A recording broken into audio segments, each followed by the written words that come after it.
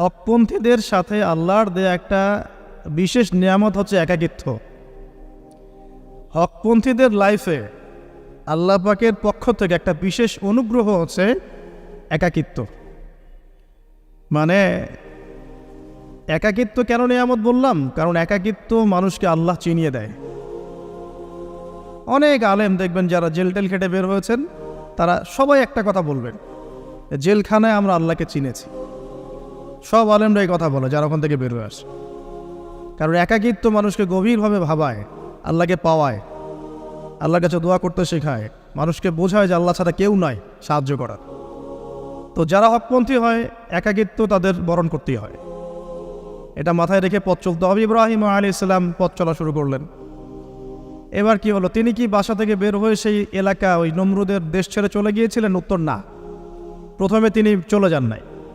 প্রথমে তিনি ওই সমাজেই থেকেছেন, থেকে দাওয়াত দেওয়ার চেষ্টা করেছেন। তিনি ওই সমাজেই থেকেছেন, থেকে দাওয়াত দেওয়ার চেষ্টা করেন, ঠিক মুহাম্মদ সাল্লাল্লাহু আলাইহি ওয়াসাল্লামের মতো। সমাজের মানুষ যখন নির্যাতন নিপীড়ন করছেন, তিনি কি শুরুতেই সমাজ ছেড়ে বের হয়ে চলে গেছেন? না, 13 বছর দাওয়াত দিয়েছেন। কত বছর? 13 বছর। তো ইব্রাহিম আলাইহিস সালাম সমাজের মানুষকে দাওয়াত দেন। কিভাবে দেন? কোরআনে এভাবে ভাষা আসছে। আমি সূরাগুলোর নাম বলে দিই, আপনারা একটু চেক করে নিয়েন। সূরা আম্বিয়ার মধ্যে আসছে, সূরা সফফাতের মধ্যে আসছে, সূরা আনআমের মধ্যে আসছে। তো তিনি দাওয়াত দেন এভাবে যে ওয়াইজ ক্বালা ইব্রাহিম, যখন ইব্রাহিম বললেন লিআবিহি ওয়া কওমিহি, তার বাবাকে এবং তার কওমকে বললেন, মা হাযিহি তামাসিলুল্লাতী আনতুম লাহা আকিফুন, তোমরা এইসব কি মূর্তির উপাসনা করো, এদের চারপাশে ঘুরতে থাকো, কি সব করো? তো তারা বলে যে নাহনু বাল ওয়াজাদনা আবানা কাযালিকা ইয়াফআলুন, আমরা আমাদের বাপ দাদাদেরকে দেখেছি এইভাবেই করতে। তাদের রেফারেন্স কিন্তু এটাই ছিল। কোনো দালিলিক জ্ঞানতাত্ত্বিক যুক্তি বিজ্ঞান দর্শন এখানে নাই। এখানে কি ফিলোসফিটা কি? বাপ দাদাদেরকে দেখেছি করছে। তো এটা দিয়ে আবার অনেক সময় বাংলাদেশে আবার একটা ট্রেন্ড চালু করা হয়েছে যে তোমরা দীর্ঘদিন 1200 বছর থেকে যে ইসলামটা ফলো করে আসছো ওটা ভুয়া, আমরা যেটা নতুন মডারেশন দিচ্ছি এটাই সঠিক। এই দলিল সেম না। এখানে অমুসলিমদেরকে দাওয়াত দেওয়া হচ্ছে। অমুসলিমরা বলছে যে আমরা বাপ দাদাদেরকে দেখেছি যে তারা এইভাবেই মূর্তি পূজা করতো, আমরা তাই করি। এটার সাথে কি হানাফি মাযহাবকে মিলাবেন আপনি? হ্যাঁ, হানাফি মাযহাব বাপ দাদা থেকে চলে আসে, ভুয়া, নতুন যেটা দিচ্ছি এটাই সঠিক। আস্তাগফিরুল্লাহ। তো আমরা হাত চেঞ্জ করাটাকে এখন মনে করি হিন্দু থেকে মুসলমান হইলাম মনে হয়। হাত বদল করাটাকে মনে হয় যে হিন্দু থেকে মুসলমান হয়েছি মনে হয়। গভীরে ঢোকেন, ওলামায়ে কেরামদের মানে দার্সে গিয়ে বসে গভীরে ঢুকলে বুঝতে পারবেন যে ইসলামিক স্কুল অফ থটগুলা প্রত্যেকটারই ভিত্তি আছে। এগুলোর গভীর শেকড় আছে, ভিত্তি আছে। আল্লাহ, রাসূল এবং রাসূলের সাহাবীগণ, এই তিনটাকেই মানতে হবে। আপনি যদি বলেন যে আমি সাহাবীদেরকে মানি না, খালি আল্লাহ এবং রসুলকে মানি, তাহলে আল্লাহকে রসুলকে মানতে পারবেন না। সাহাবীদের অনুসরণ না করলে রসুলকে ফলো করতে পারবেন না। তো ওইটা আজকের ইস্যু না, এটা ফিকহি অনেক ব্যাপার, গভীর ব্যাপার, এটা অন্যদের কথা হবে। এই দলিল কিন্তু সেম করা যাবে না। আবার যে আমরা বাপ দাদা থেকে দেখে আসছি তোমরা নামাজ এইভাবে পড়ো, এই নামাজ ওই দলিল চলবে না, আমারটা ঠিক, এটা ঠিক না। নামাজ যেটা পড়ে আসে তারা এটা ঠিক আছে, এর প্রত্যেকটা দলিলের মধ্যে অথেন্টিসিটি আছে। এরকম করে সমাজে ফিতনা ছড়ানো ঠিক হবে না, বিভ্রান্তি ছড়ানো ঠিক হবে না। এখন আসলে ইব্রাহিম আলাইহিস সালামকে কি আনসার দিচ্ছেন? আমরা আমাদের পিতা মাতাদেরকে দেখেছি, বাপ দাদাকে দেখেছি এরকম তাওয়াফ করতে, মূর্তির চারপাশে পূজা করতে, নজর দিতে। তো ইব্রাহিম আলাইহিস সালাম বলছেন যে হাল ইয়াসমাউনাকুম, এই মূর্তিগুলো কি তোমাদেরকে শুনতে পারে? ইস্তাদউন, যখন তোমরা একে ডাকো। হাল ইয়ানফাউনাকুম, তোমাদের কোনো উপকার আসতে পারে? আও ইয়াদুররুকুম, তোমাদের কোনো ক্ষতি করতে পারে? তার দলিলগুলো কিন্তু অকাট্য। ইব্রাহিম আলাইহিস সালামের দলিলগুলো কিন্তু এখানে, যুক্তিগুলো কিন্তু অকাট্য। আসলে কি সে শুনতে পারে? আসলে কি সে দেখতে পারে? আসলে কি সে তোমার উপকার করতে পারে? তাদের কিন্তু কিছু বলার নাই এখানে। তারা বলছে বাল ওয়াজাদনা আবানা কাযালিকা ইয়াফআলুন, আমাদের পিতা মাতা বাপ দাদাদেরকে দেখেছি এইভাবেই করতে। ইব্রাহিম আলাইহিস সালাম বলছেন যে ইন্নাকুম আনতুম লাফি দালালিম মুবিন, তোমরা তো সুস্পষ্ট বিভ্রান্তির মধ্যে আছো। তাহলে তো এরকম আরও অনেক আয়াত আছে। ওয়াইন্না মিন শিআতিহি ইলা ইব্রাহিম, ইয জাআ রাব্বাহু বিকলবিন সালিম ইয ক্বালা লিআবিহি ওয়া কওমিহি মাযা তা'বুদুন, তোমরা কিসের ইবাদত করো? আইফকান আলিহাতান দুনাল্লাহি তুরিদুন, তোমরা কি আল্লাহ সম্পর্কে মিথ্যা মিথ্যা মিথ্যা আরোপ করতে চাচ্ছ? ফামা যন্নুকুম বিরাব্বিল আলামিন, আল্লাহ রাব্বুল আলামিন সম্পর্কে তোমাদের কি ধারণা? এভাবে তিনি তার কওমকে দাওয়াত দিতে লাগলেন। কিন্তু তাদের কওমের দলিল একটাই ছিল, বাপ দাদাদেরকে দেখেছি এভাবে মূর্তি পূজা করতে, তাই করে। সনাতন, এটা ছিল কি সনাতন থটস। অথচ সর্বপ্রথম এটা শুরু হয় কোন নবীর আমল থেকে? নূহ আলাইহিস সালাম। নূহ আলাইহিস সালামের যুগের মানুষ সর্বপ্রথম এই মূর্তি পূজা শিরক করেছে। এর আগে মূর্তি পূজা ওয়ার্ল্ডে ছিল না, নূহ আলাইহিস সালামের যুগ থেকে শুরু হয়েছে। তাহলে এটাকে আমরা সর্বোচ্চ পর্যায়ে সনাতন বলতে পারি না। তারও আগে যে সময় চলে গেছে, ওই সময় মানুষ তাওহীদপন্থী ছিল। আদম আলাইহিস সালামের যুগে তখন মানুষ এই কাজ করতো না। শুরুটা কেমন করে হলো? ভালো উদ্দেশ্যেই শুরু হয়েছিল, ভালো মনে করে। কেমন? যে মানুষ এরকম চিন্তা করে নিয়েছিল যে এই মানুষগুলো লাত, উজ্জা, হবল, ইয়াগুথ, ইয়াউক, নসর, ইয়াগুথ, ইয়াউক, নসর, এই ভালো মানুষগুলো আল্লাহর খুব নেককার বান্দা ছিলেন। তাদের স্ট্যাচু তৈরি করা যায়, তৈরি করলে কি হবে? এগুলোকে দেখলে আমাদের আগ্রহ জন্মাবে ইবাদত করার ব্যাপারে। এটা ছিল ওদের থটস। শয়তান এভাবেই তাদেরকে ইনফ্লুয়েন্স করেছিল আর কি। তারা তাই করলো। এই জেনারেশনটা যখন মারা গেল, পরের জেনারেশন যখন আসলো, তখন শয়তান ওদেরকে বোঝালো, ধরেন 100-200 বছর পরে বোঝালো যে ওরা খুব ভালো মানুষ ছিল, ওদের মূর্তিকে মসজিদের বাইরে না রেখে ভিতরে ঢুকিয়ে ফেলো। তাদেরকে সেজদা করতে হবে না, ভিতরে ঢুকিয়ে ফেলো, ইবাদতে মনোযোগ আসবে। পরের জেনারেশন এই কাজটাই করলো। থার্ড জেনারেশনকে শয়তান বোঝালো যে সরাসরি ওদের কাছে চাইলেই হবে, তারা আল্লাহ পাকের অনেক আনুগত্যপ্রাপ্ত, নৈকট্যপ্রাপ্ত বান্দা। সরাসরি তাদের কাছে চাইলেই হবে। আল্লাহর কাছে চাওয়া, এখানে চাওয়া একই কথা। ওখানে সেজদা করা, এখানে সেজদা করা একই কথা। এখান থেকে শুরু হলো সরাসরি স্ট্যাচু ওয়ার্শিপ। সরাসরি স্ট্যাচু ওয়ার্শিপিং এখান থেকে শুরু হয়েছে। তো আমরা আমাদের হিন্দু ভাই বোন যারা আছেন, আমাদের আশপাশে অমুসলিম ভাই বোন, তাদের প্রতি সম্মান রেখেই এই হিস্ট্রিগুলো পড়তে বলবো আর কি, এবং যুক্তি দর্শনগুলো খুঁজতে বলবো। আসলে কি তারা শুনতে পায়? আসলে কি সে আমার কোনো উপকার করতে পারে?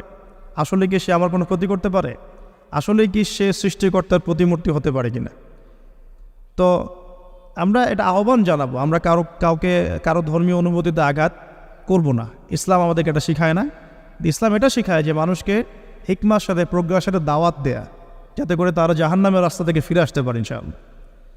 এখন আসুন, আরও একটা দাওয়াত ইব্রাহিম আলাইহিস সালাম তার কওমকে দিলেন। সেটা কি? এবার এখানে সমাজের মানুষের সাথে ওই সমাজের ধর্ম নেতারাও ছিল। সমাজে কিন্তু কয়েক শ্রেণীর মানুষ থাকে, মানে সামাজিক নেতা, ধর্মনেতা, রাষ্ট্রনেতা। তো রাষ্ট্রনেতা পর্যায়ে এখনও ইব্রাহিম আলাইহিস সালাম যান নাই। এখন সমাজ নেতা আর ধর্মনেতা চলছে আর কি। এবার ধর্মনেতা আসলো, এসে ধর্মনেতারা তাকে বোঝানোর চেষ্টা করলো যে এই আসমানের তারা, চাঁদ, সূর্য, প্রকৃতি, গাছপালা, এগুলোও ইলাহ, এগুলোর ইবাদত করা যায়। এই ঘটনা আল্লাহ রাব্বুল আলামিন সূরা আনআমের মধ্যে বলেছে। তো ইব্রাহিম আলাইহিস সালামকে তারা দেখাচ্ছে, এটা আরবীয় একটা কাব্যিক ভাষায় কোরআনে এসেছে, চমৎকার ভাষায়, যে ফালাম্মা জান্না আলাইহিল লাইল, যখন তার উপর রাত আচ্ছাদিত হলো, রাআ কাওকাবা, তখন ইব্রাহিম আলাইহিস সালাম কি দেখলেন? আকাশে তারা দেখলেন। ঠিক আছে, তারা মূর্তি পূজার এখানেই আছে, ধর্মনেতারাও এখানেই আছে। তো তিনি বলছেন, হাযা রব্বি, এটা আমার রব। ফালাম্মা ফালা, যখন তারকাগুলো অস্তমিত হলো, ক্বালা লা উহিব্বুল আফিলিন, আমি তো অস্তমিত যাওয়া জিনিসকে পছন্দ করি না। রব তো অস্তমিত যাবে না, এখানেও যুক্তি লাগবে, তো আমার ফিলোসফি লাগবে, আমার এখানে দর্শন লাগবে, এখানে তো আমাকে প্রজ্ঞা দিয়ে বোঝাতে হবে। এটা তো অস্তমিত হয়ে গেল, এটা তো রব হতে পারে না। ফালাম্মা রাআল কামারা বাযিগান, যখন সে চাঁদকে দেখলো জলজল করছে একদম। আর এখনকার চাঁদ দেখা আগের চাঁদ দেখা তো এক না। এখন তো আমরা চাঁদের আলোই খুঁজে পাই না, তখনকার চাঁদ তো অন্যরকম। তো বাযিগান মানে জলজল করছে। তখন তিনি বললেন, হাযা রব্বি, এটা আমার রব। তখন ফালাম্মা ফালা, যখন এটাও অস্তমিত হয়ে গেল, তিনি বলছেন, লাইল্লাম ইয়াহদিয়ানি রব্বি লাকুনান্না মিনাল কওমিদ দাল্লিন, আল্লাহ যদি আমাকে হেদায়েত না দেন, তাহলে আমি এই দল্লিনদের অন্তর্ভুক্ত হয়ে যাব। ইব্রাহিম আলাইহিস সালাম বলছেন, ফালাম্মা রাআ শামসা বাযিগাতান, যখন এবার সূর্যকে দেখলেন দিনের বেলা, এটা তো আরও বড়, হাযা রব্বি হাযা আকবার, এটা আমার রব, এটা সবচেয়ে বড়, হাযা আকবার, এটা সবচেয়ে বড়। ফালাম্মা আফালাত, এটা যখন অস্তমিত হয়ে গেল, তখন তিনি বলছেন এই কথাটা যে ইয়া কওমি ইন্নী বারিউম মিম্মা তুশরিকুন, হে আমার কওম, তোমরা যেগুলোকে দিয়ে আল্লাহর সাথে শরিক করছো, এখান থেকে আমি আমার চেহারাকে ফিরিয়ে নিলাম। সুবহানাল্লাহ। তখন তিনি এই কথাটা বলেন, ইন্নী ওয়াজ্জাহতু ওয়াজহিয়া লিল্লাযী ফাতারাস সামাওয়াতি ওয়াল আরদা হানিফাও ওয়া মা আনা মিনাল মুশরিকিন, আমি আমার চেহারাকে ফিরিয়ে নিচ্ছি এই আসমান সমূহ এবং জমিনের সৃষ্টিকর্তার দিকে, এবং আমি মুশরিকদের অন্তর্ভুক্ত নই। ইন্না সলাতি ওয়া নুসুকি ওয়া মাহইয়ায়া ওয়া মামাতি লিল্লাহি রাব্বিল আলামিন, আমার সলাত, আমার কুরবানি, আমার স্যাক্রিফাইস, আমার জীবন, আমার ফুল লাইফ, আমার মৃত্যু, সব কিছু কার জন্যে? জগৎসমূহের প্রতিপালক আল্লাহর জন্যে। লা শারীকা লাহু, তার কোনো শরিক নাই। ওয়া বিযালিকা উমিরতু, এই একনিষ্ঠভাবে তার ইবাদত করার জন্যই আমি আদিষ্ট হয়েছি। ওয়া বিযালিকা উমিরতু ওয়া আনা মিনাল মুসলিমিন, এবং আমি মুসলিমদের অন্তর্ভুক্ত। এই শুরু হলো এবার পুরো স্পষ্টভাবে তাওহীদের ঘোষণা দেয়া। তবে ইব্রাহিম আলাইহিস সালামের এক একটা পদক্ষেপ কি যৌক্তিক না, বৈজ্ঞানিক না, এবং অকাট্য প্রমাণ আছে না, এগুলোকে কিন্তু ভেদ করতে পারছে না তারা। এবার ইব্রাহিম আলাইহিস সালাম চিন্তা করলেন, দ্বারা এবার উচিত শিক্ষা দিতে হবে। তবে আগে বলে নেই, এই যে উচিত শিক্ষাটার কথা বলছে, এটা আবার আপনারা খবরদার ভুলেও কোথাও দিতে যায় না, ঠিক আছে? এটা তো সময় আছে। ইব্রাহিম আলাইহিস সালামের সাথে নবী সাল্লাল্লাহু আলাইহি ওয়াসাল্লামের জীবনের মিলের কথা বলছিলাম। নবী সাল্লাল্লাহু আলাইহি ওয়াসাল্লাম মক্কা বিজয়ের আগে কি কখনো মূর্তির গায়ে হাত দিয়েছেন কিনা বলেন? দিয়েছেন? যখন মক্কা বিজয় হয়ে গেছে, পুরো স্টেটই আপনার, অথরিটি আপনার, তখন আপনি আপনার অ্যাকশন নিতেই পারেন, সেটা আপনার ব্যাপার, তখন আপনি কি করবেন? মুহাম্মদ সাল্লাল্লাহু আলাইহি ওয়াসাল্লাম কাবা ঘরে ঢুকে তখন মূর্তি ভেঙেছেন এবং বলেছেন ওয়াকুল জাআল হক ওয়া যাকাল বাতিল ইন্নাল বাতিলা কানা যাহুকা, তাই না?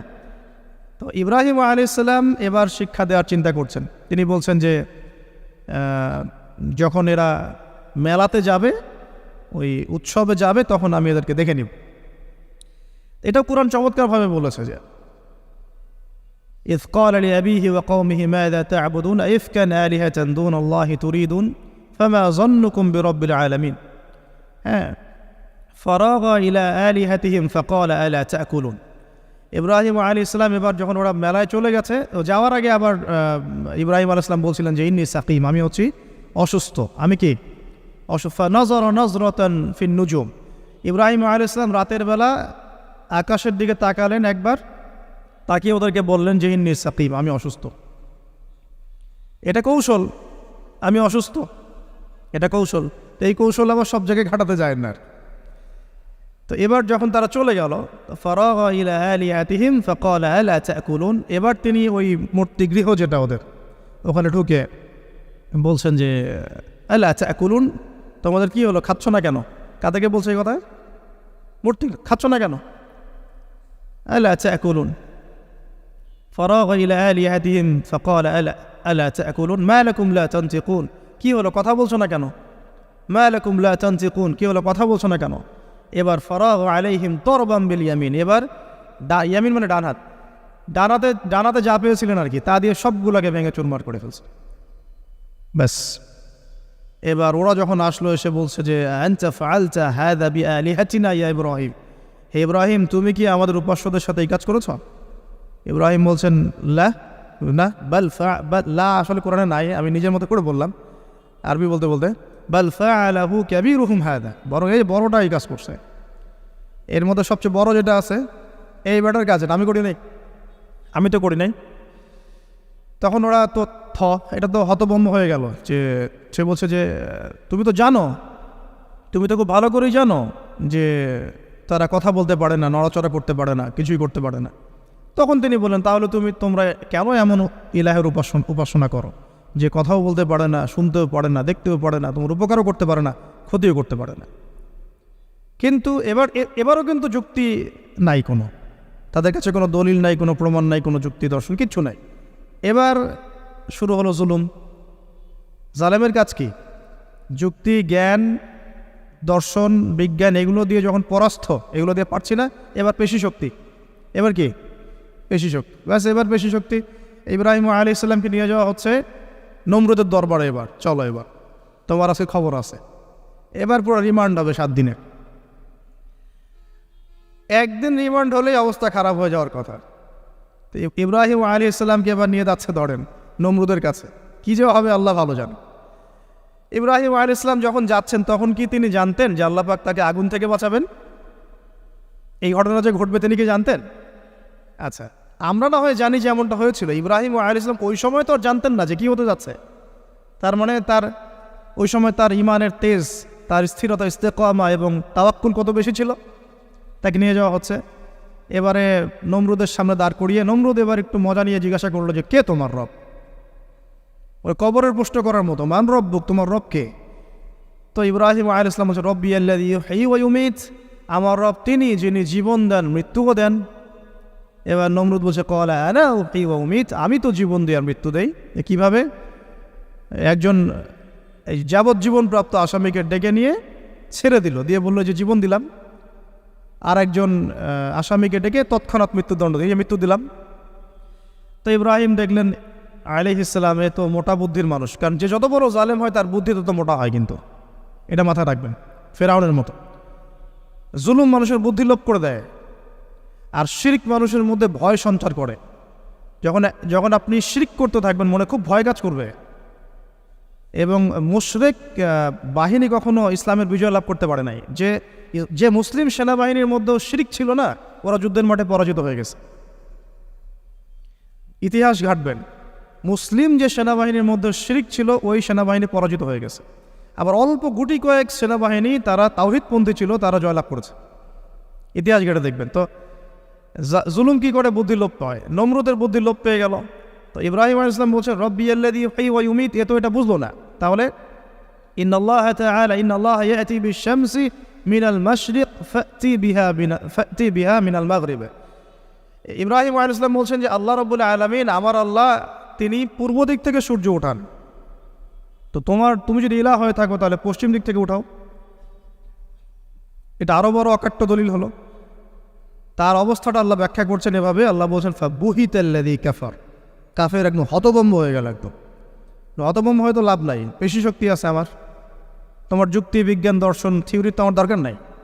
তোমার দিনের জ্ঞানের এলিমেন্ট তোমার দরকার নাই। তোমার ওয়াজ নসিহতের আমার দরকার নাই। আমার কাছে কি আছে?